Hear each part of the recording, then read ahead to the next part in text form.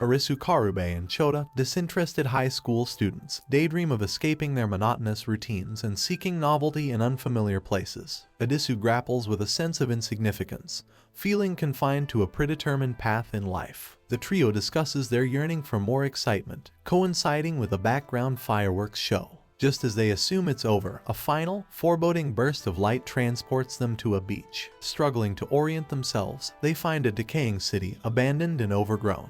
Exploring a grocery store, they uncover spoiled items, their expiration dates curiously set for the day before their arrival or departure. Amid the enigma of time and circumstance, Arisu and Chota feel exhilarated by this strange realm, perceiving it as an opportunity for true liberation.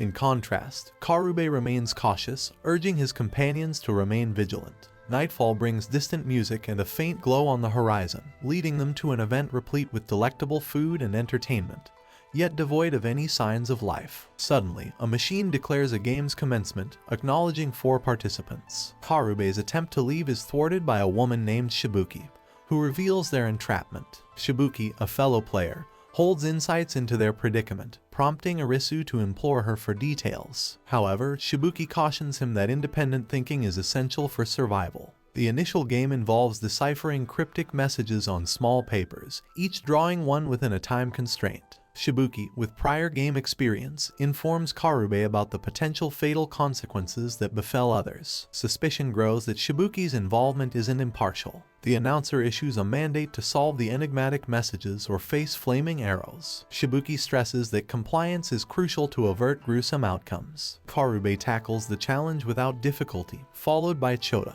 who rashly submits an incorrect answer, narrowly dodging a barrage of arrows. Arisu reflects on his wish for change, remorseful at the outcomes. Shibuki also faces a demanding math problem, and their collective miscalculation results in a cascade of 420 flaming arrows descending upon them. Chota sustains an injury from an arrow in his leg, causing Adisu to be paralyzed by fear. Karube takes charge and rallies the group. When it's Adisu's turn to draw a challenge, he faces an exceedingly difficult problem.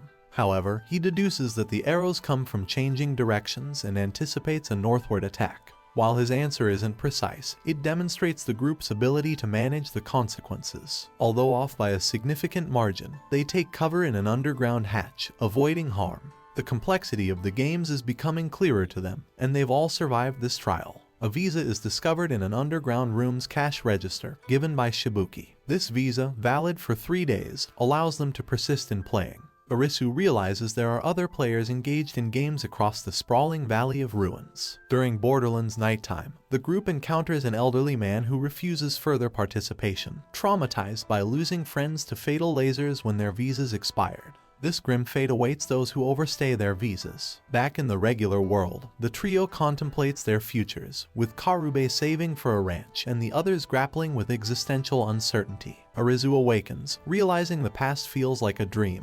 Chota scavenges for food, which Karube later prepares, fostering camaraderie among the 4. Karube proposes another game to maintain their edge. Chota and Shibuki remain behind due to Chota's injury and fear. Arisu and Karube enter the new game building, encountering the tag game, where being tagged results in elimination.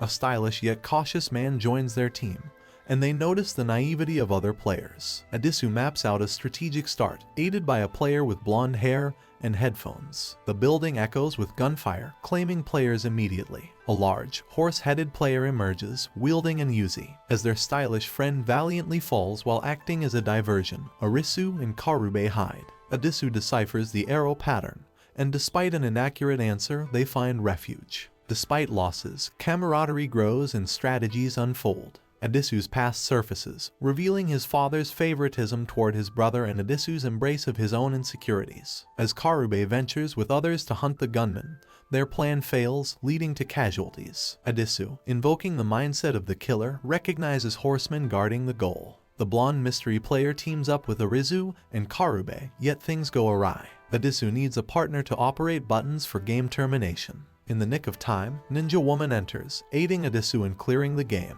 Chota and Shibuki rejoice from a distance. Adisu regains an appreciation for life, conscious of its fragility. A flashback shows Karube exiting the second game. The mystery blonde player informs him of active radio communication in this world, suggesting an old taxi. Karube follows the lead and hears an urgent broadcast directing him to the beach for answers at an abandoned hospital. Chota, feeling vulnerable, finds solace in Shibuki's company, leading to an intimate encounter. Shibuki recounts her survival in a harrowing game.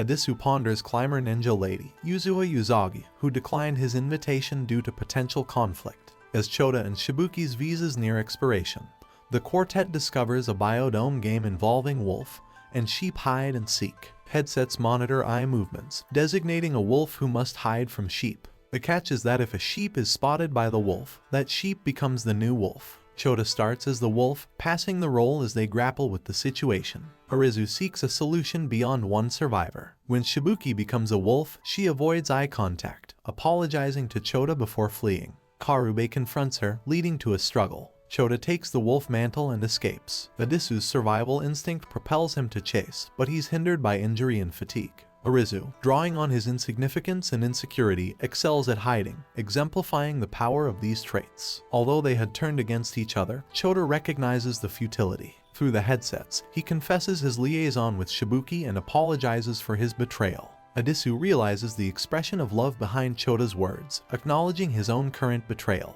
He summons the group to the entrance, where they collectively express remorse through the headsets. They opt not to expose Adisu, sparing his life. Karube, sharing his dream of owning a ranch while smoking a final cigarette, envisions it as a place where they can reunite periodically. The group's tumultuous journey reveals complex emotions and their bonds of friendship amid the challenges of Borderland. As the designated time expires, tragedy strikes. Karube, Chota, and Shibuki meet their ends, and Karube's final cigarette inadvertently ignites the biodome, engulfing it in flames. Adisu, still alive but deeply scarred, succumbs to shock and collapses. Yuzagi emerges, questioning Adisu's will to survive. Following a chilling vow of revenge, they form an alliance with the goal of locating and eliminating the puppeteers behind the games in Borderland. Determined to avenge their losses and confront the enigmatic game masters, they embark on a dangerous and intense mission, fueled by their shared trauma and desire for justice. Thanks for watching. Please like and subscribe for more anime videos.